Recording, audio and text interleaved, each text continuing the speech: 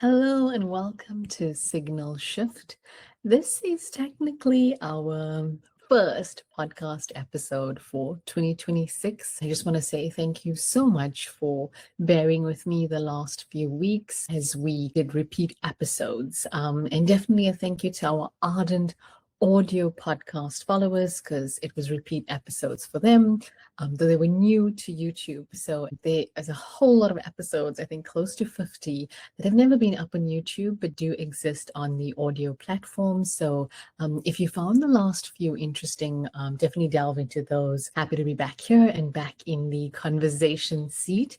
We will begin guest interviews from next week onwards. So I'm really excited about that, and a very cool lineup of very different people talking about, again, very different topics in the world of, what's coming next. So today it's just me, and I want to talk about two really related themes and some of the signals that sit within these themes that captured my interest this year. And yeah, I think before I even begin to acknowledge that this is an insane time in the world with everything that is happening and the news cycle itself, and just, yeah, a lot. So I hope you are taking care of yourself. I hope there isn't too much overwhelm. I just, at the start of this year, I certainly didn't have the feeling of, oh, wow, 2026.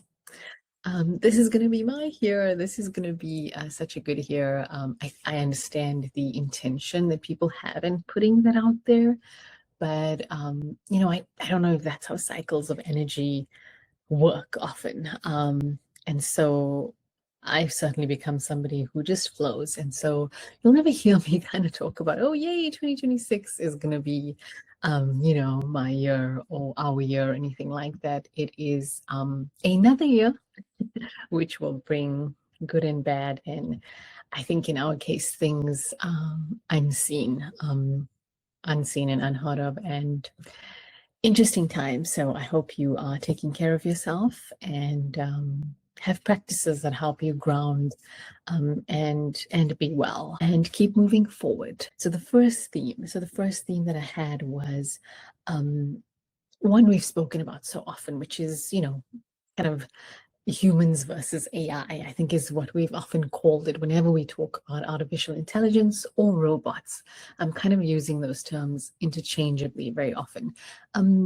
So, we've spoken about that in so many episodes, and just that very concept, even of things like humans only spaces or this division or separation, right, of different forms of intelligence. But it is bigger than that. And really what it is, it's about tech in all its forms versus the humanness that we have. So it's about the qualities. It's about those things that make us human that are at risk because of technology. That technology is poised to change about us, right?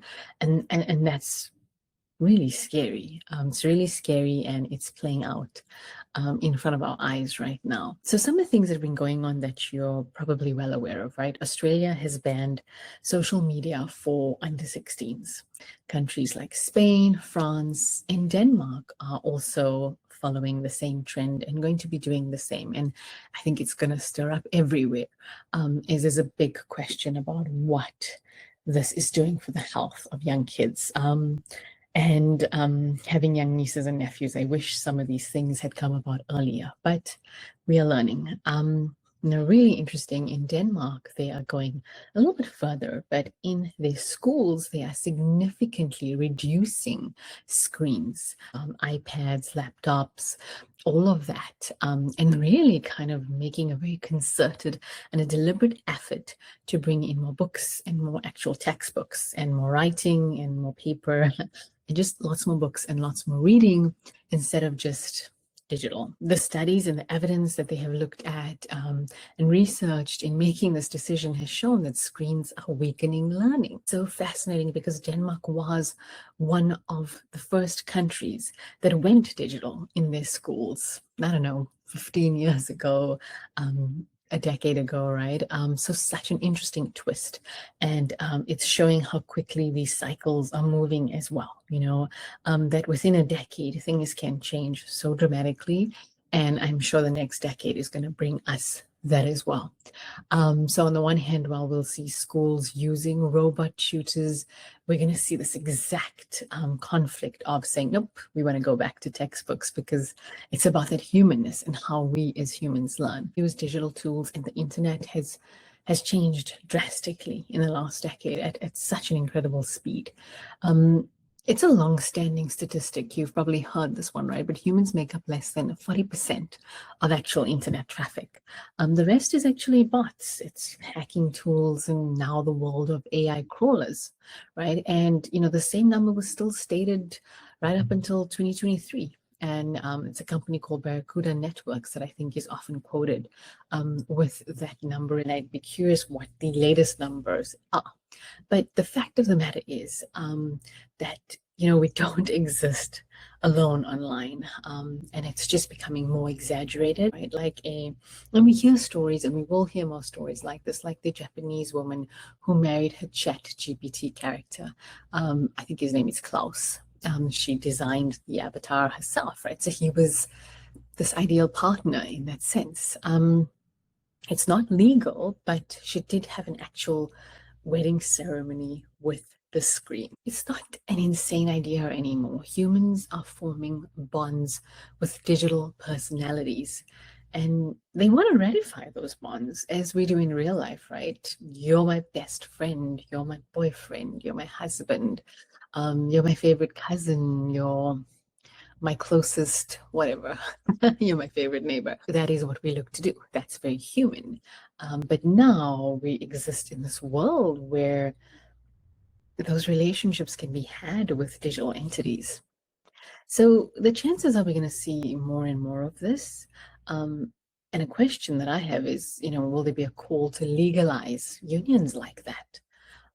I don't know, but if that's what people are asking for, is that going to be on,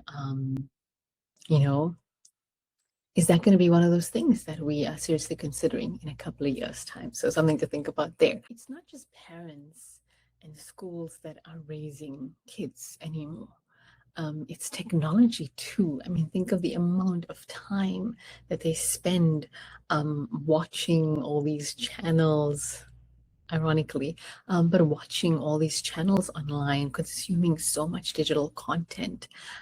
It's a constant companion, right? So technology is raising children, whether people are willing to accept it or not, to a larger extent in some homes and lesser in others.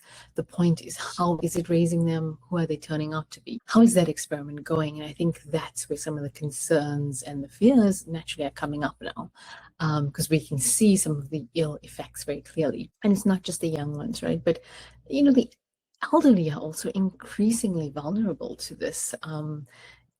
It is going to be harder and harder to be as tech savvy as needed, right? That jump to AI is so different. That ability to say distinguish between real and not real, which is hard for any of us on any given day, is going to be even harder for certain vulnerable groups of our population. Again, what we're seeing with this kind of tech and humanness and this conflict that's coming up, it's not just about the internet. It's not even about a digital transaction. It's just the existence and the proliferation of technological devices like cameras that are so easy to have anywhere, anytime, that drones are everywhere, that soon robots will be everywhere. You've likely seen recent reports about women being unknowingly filmed in public spaces. I think it was particularly prevalent in the UK and other parts of Europe. So when girls are going out for nights on the town, etc., and even if a guy was chatting her up, he had a camera on that she couldn't see, and he was recording her without her consent, which is pretty sick. So it's these sort of things which make us question all these qualities and values that we are meant to hold strong as human beings. This question of tech versus our humanness is big. It's really big, and I think it's demanding us looking at it really directly in the face right now. When do we need technology and when not? Where do we need it and where not? Where are those spaces where we want technology to exist and where we don't? And I think there's like a very direct bracketing of this that is happening now. Things had to push us to this moment. We're going to see some interesting rules, policies, ideas, concepts, um, even things like applications that aren't real applications. Here's an example. A founder has created something called Offline Woman, Offline Man. I don't know how big it is. I don't know how good it is.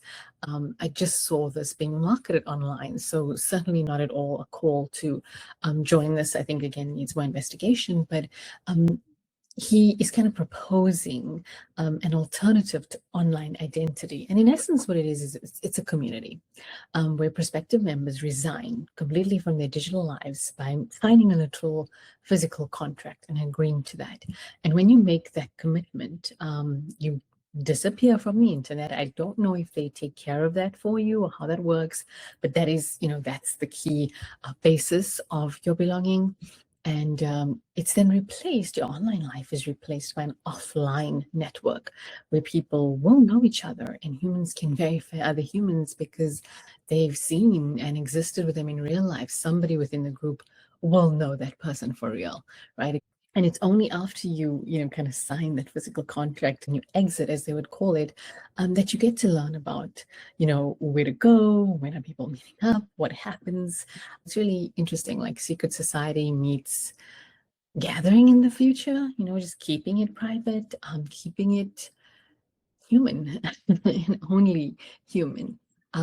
So yeah, I think we're going to see so much in the tech versus humanness space. Now, on the other end of the spectrum, right? And typically something that's always come across from me whenever I speak about tech is generally somebody who's not too afraid and probably pro-tech in some senses. I do believe in all the good applications of how it can be used in our lives and what it will be able to do for our society. I maybe am a little bit more optimistic about technology than I should be.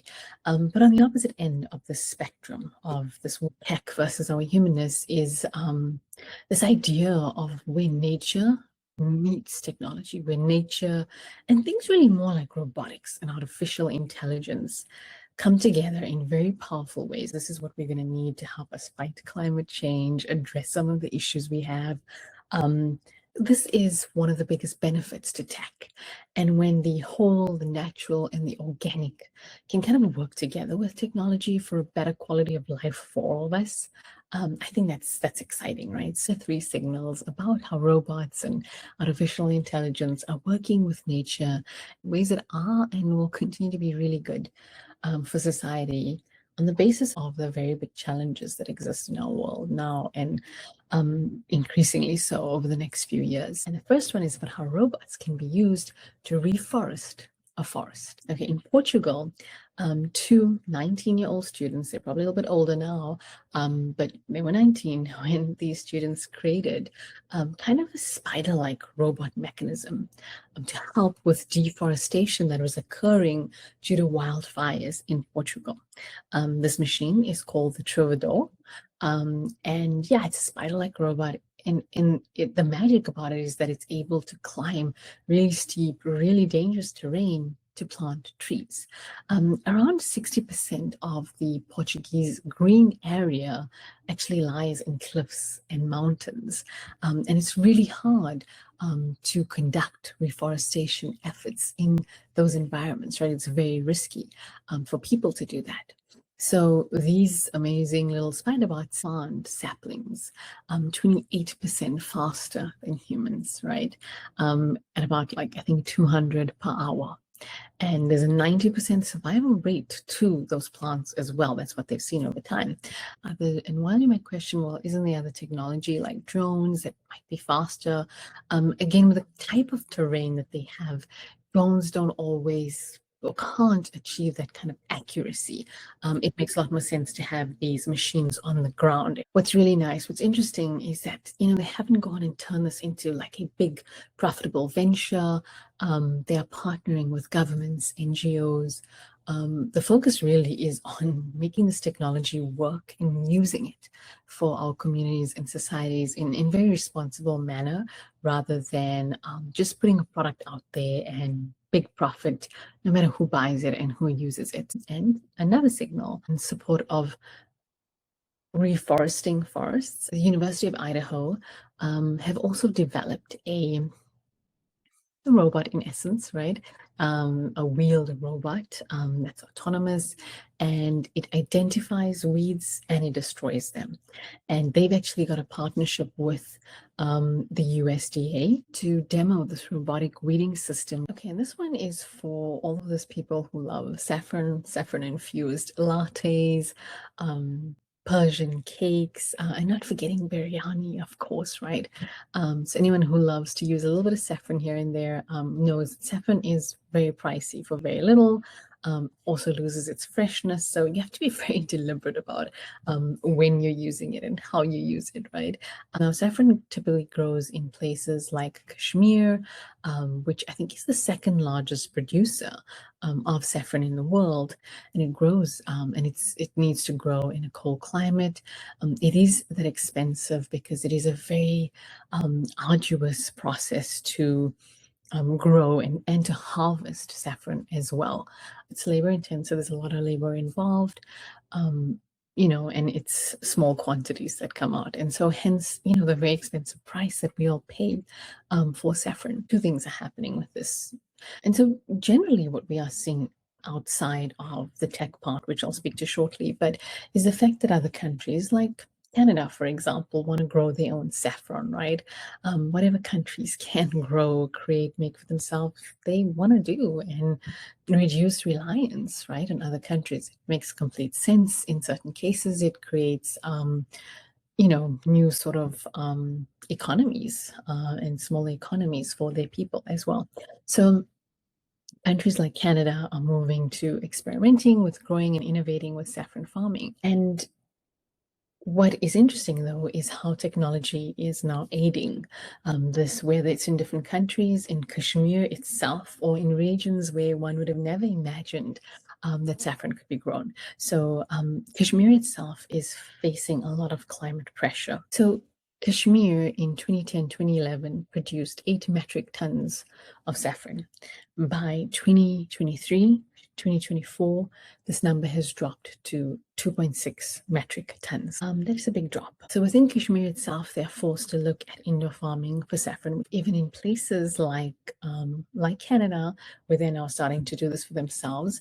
There are a handful of people who are starting to grow things like saffron even in their own garages. It's actually an entrepreneur, an engineer who has created something that he calls Saffron Box. And it uses AI technology to provide the right conditions, right, for these saffron bulbs to grow indoors. And I think it's working quite nicely. And it's not just places like that, but it's also places where one would have never thought of harvesting and growing saffron, like Kerala, which is also in India, but it's very hot, very humid, and it's just not something they would think of doing there. But again, an engineer and a creator in Kerala is using aeroponic farming methods to grow saffron indoors.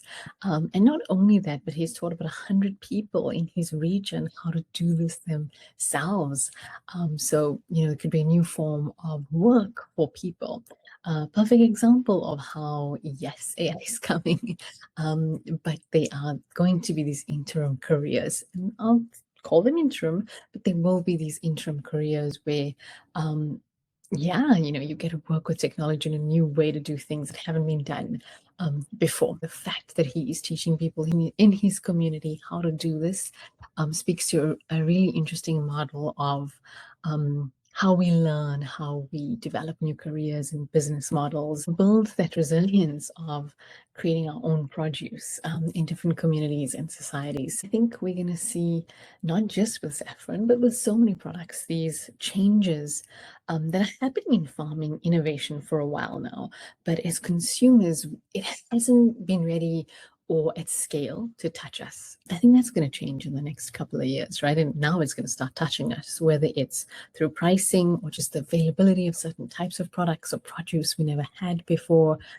Some prices being high, some being low, and changing again what countries import and export when it comes to produce and how that works. All of this combined with climate changes that will occur, everything else happening in the world, I think we can expect to see these changes, right, in produce. But, if you like saffron, I think we will definitely have a saffron phase in the world where we're going to have to come up with even more recipes to use the saffron that might be more readily available and accessible at cheaper rates. There is a certain sadness culturally because of that link with places like Kashmir and almost this romanticization of them growing things like saffron, and it's a rarity, but the rarity of just the landscape and the beauty of a place like Kashmir, right? So there's something sad within this also, of course, the kind of cultural story around what's farmed in which regions and the farmers and their stories and their legacies and their families. And there is that side of all of this. So those are some of the things we lose over the next few years. As farmers will transition to different methods. The third signal is one that very, very directly impacts us. And for people who are living in Phoenix, Arizona, is already impacting their lives. It's a vertical robot farm is the supplier of the greens for Whole Foods in Phoenix, Arizona. This company claims to be the world's first robotic vertical farm. The robot itself it's a cube within which you have the plants, but these cubes move around, and so they can adjust to different locations within the system, right? Kind of like these conveyor belts, these boxes. The greens are growing within them, and they move in different light, different angles, etc. And so, really, it's robotic movement that's used to grow these crops indoors. And of course, something we've spoken about before, but hydroponic systems. So hydroponic systems, robotic intelligence, and LED lighting to kind of shift away from sunlight come together to enable these greens to be grown at this kind of scale in what is being called a robotic vertical farm. This company is called Opollo Farm, and they claim that the water use needed to grow the amount, to get the amount of yield that they are, is cut by 95% than typical farming methods. It's also cut the time needed to grow these greens by about 50%. And you can go from seed to harvest in about 15 days. Our supply chain, right? Not just produce, but so many things. It's got to be created. It's then got to go to the seller's distribution center, then eventually to a retail space, and then into our homes. And technology allows that line to be reduced and changed as well. We spoke about this. I think they called Sweat Green or something like that. It was a Swedish grocery store. It was actually had its own hydroponic, I think, hydroponic based growing system within the grocery store. So the greens were literally growing in store, and you were getting, in essence, the freshest greens from the store. So that's next level of this concept. But it's a step that kind of comes before that, that is scalable, that can reach more of us sooner, is something like this, right? So these actual farms are housed in the distribution center for Whole Foods itself. So it doesn't need to come from the farmer to there. So you've kind of removed one leg of that supply chain. It'll be interesting to see how different other legs get transformed in terms of getting things to us sooner. Now, of course, on the other hand, you can go to your local farmer's market or to your local farm and get produce yourself with your hands that you pick and choose. And that in itself is a beautiful experience, but that's not accessible for most people, right? It's just not realistic, and it's not often affordable. And the reality is that we'll see that the wealthiest of the wealthiest are going to have their own little hydroponic and aeroponic farms on their estates, be growing and become completely self-sufficient with a lot of ease, because the technology is just making it so easy now.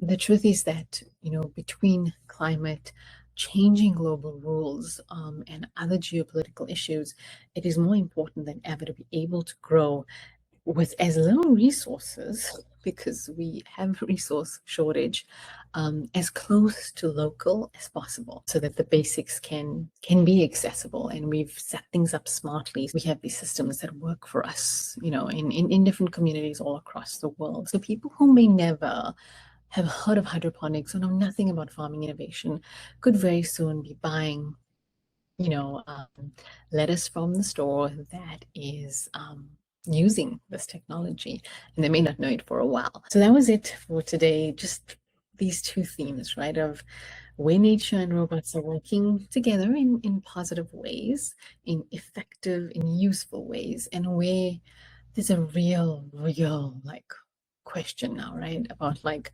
where and to what extent is technology going to be in our lives, because there is a risk to our humanness, to our values, to who we are, to how we live, to how we behave.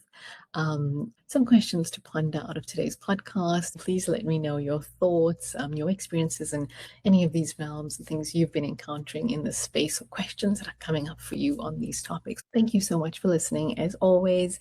So I will be back next week where we will be doing a guest interview. Thanks so much, and bye for now.